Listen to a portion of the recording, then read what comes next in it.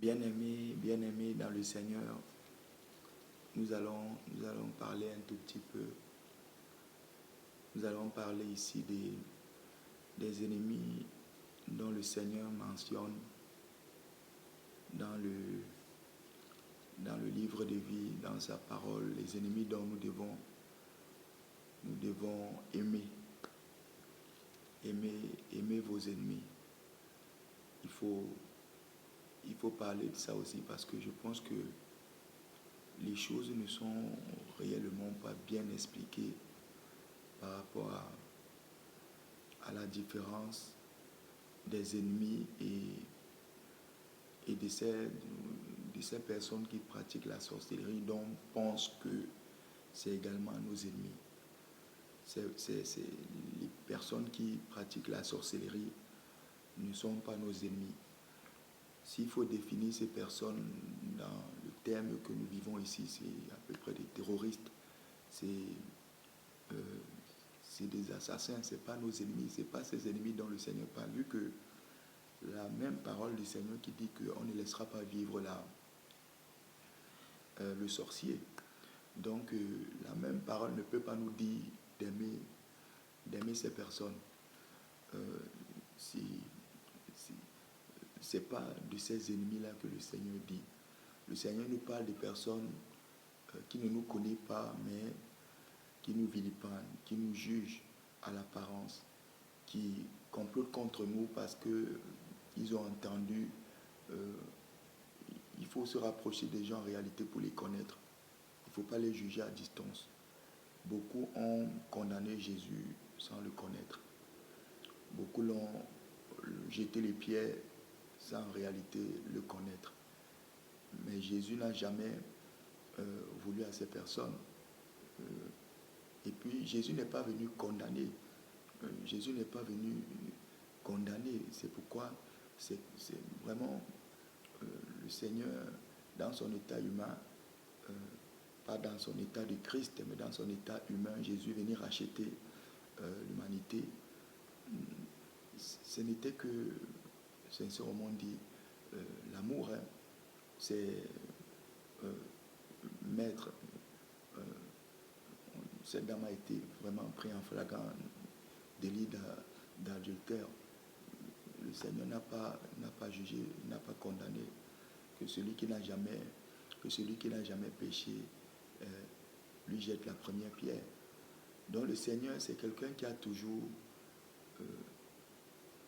prêché l'amour. Même les prostituées, on a vu que le Seigneur, mais dans ce monde que nous vivons, on condamne les prostituées, sont condamnées.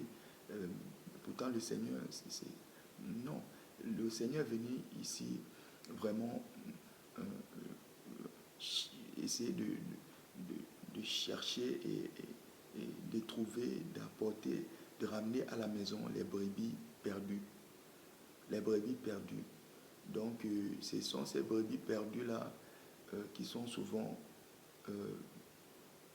transformées en ennemis. Mais ce sont des brebis perdues qui sont dans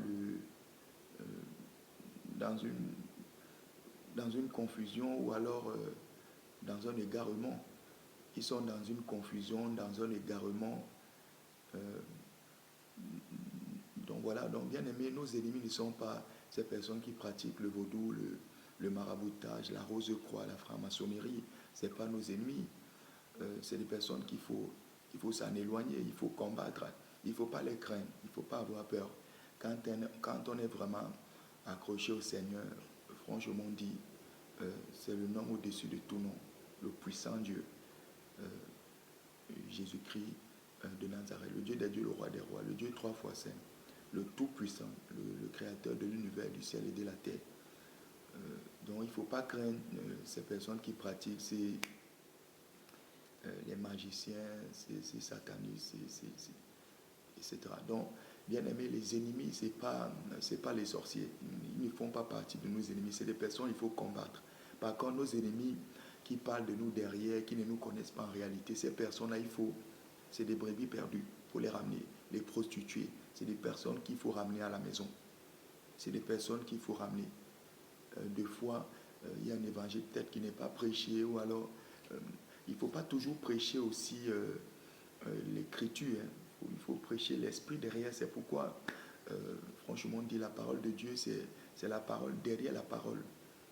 C'est la parole derrière la parole. Quand tu as reçu un manteau réellement, aujourd'hui les gens vraiment se créent des manteaux, se fabriquent des manteaux pour acquérir réellement le manteau spirituel, que le Seigneur lui-même t'investisse de son manteau.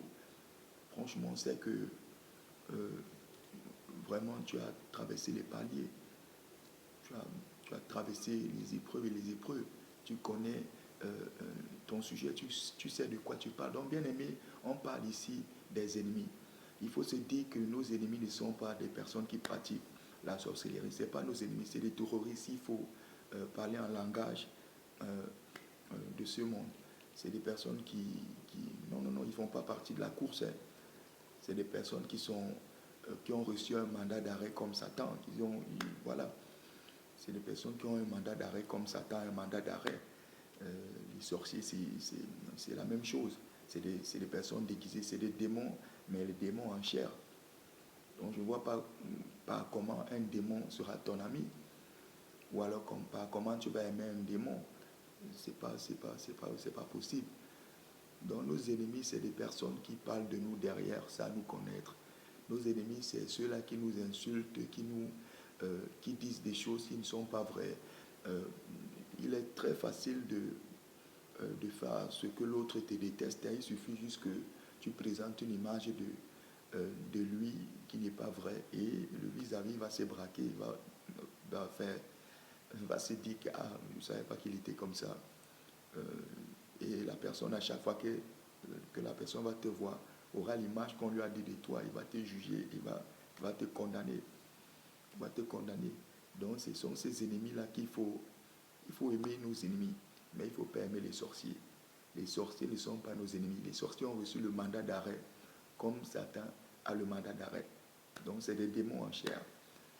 S'ils ne se repentissent pas avant la mort, ils iront au feu, ils seront consumés. Il faut dire aux gens que si tu meurs avec le péché, après le jugement, tu seras consumé. Donc il ne faut pas penser le Seigneur, c'est un Dieu d'amour, extrêmement amour.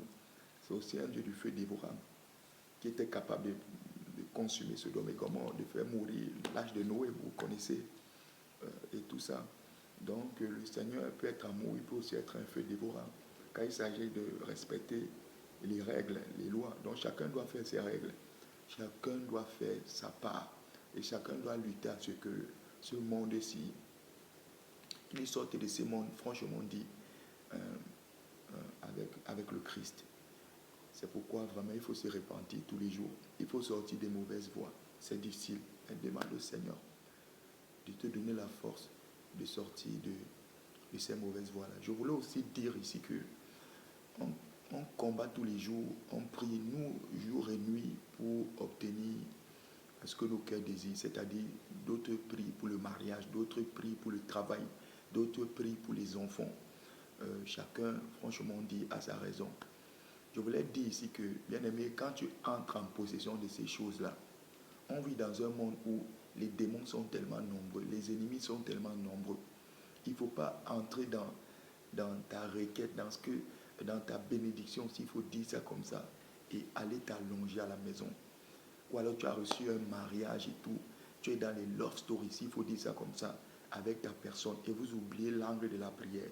Bien aimé, cette chose-là sera vraiment dissipée, l'ennemi va entrer dedans et va vraiment briser ça, va détruire tout. Une vie vraiment où on a accepté le Christ, même bien après la bénédiction, bien aimé, il faut demeurer dans la prière. Il faut demeurer dans la prière. Ce n'est que la prière qui nous permet vraiment de prospérer, de vivre paisiblement, sans toutefois avoir des barrières, des obstacles, des interdits. Voilà. Donc ce n'est que la prière. Si tu reçois ta bénédiction, que tu te dis c'est bon, toi vraiment, bien aimé, ça ne va pas durer. L'ennemi va venir briser ça. Parce que l'ennemi, lui, c'est son rôle. Lui, il est là, dès que tu ne pries pas, lui, il te paralyse. Lui, il te paralyse.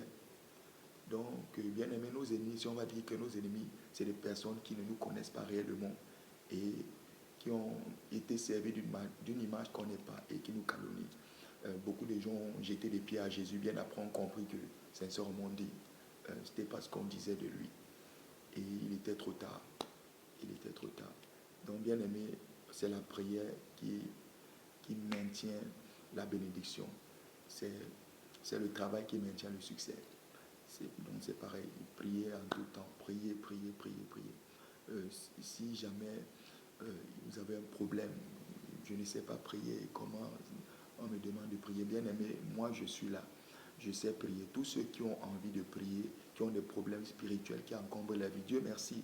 Aujourd'hui, Dieu nous a appris, comme Jean a appris à ses disciples à prier. Jésus aussi, le Saint-Esprit, vraiment, on ne peut que dire que Jésus est Seigneur, que Jésus est Seigneur.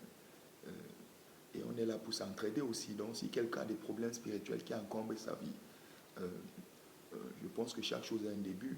Moi, je suis là, contactez-moi, nous allons prier. S'il faut se déplacer, on se déplacera, il n'y a pas de souci. Le Seigneur nous a envoyés aussi pour, voilà, pour aider son peuple, pour aider ses brebis à revenir à la maison. Il y en a beaucoup qui sont égarés parce que le vrai message n'est pas libéré, mais un message de la repentance, de la prière, du bien, faire du bien, faire du bien autrui, voilà. Mais la véritable évangile qu'il faut prêcher, c'est une vie de prière. Et il faut savoir prier, pourquoi on prie, et à quel moment prier, comment prier, pourquoi prier. Donc tout ça, il ne faut pas seulement prier comme ça. Il faut savoir où on va. Parce que l'ennemi, bien aimé, le combat spirituel, quand tu reçois ce manteau, il faut être très éveillé, il faut être très attentif aux œuvres de l'ennemi. Sinon, bien que quand tu as le Saint-Esprit, l'ennemi ne peut pas te prendre par lâcheté.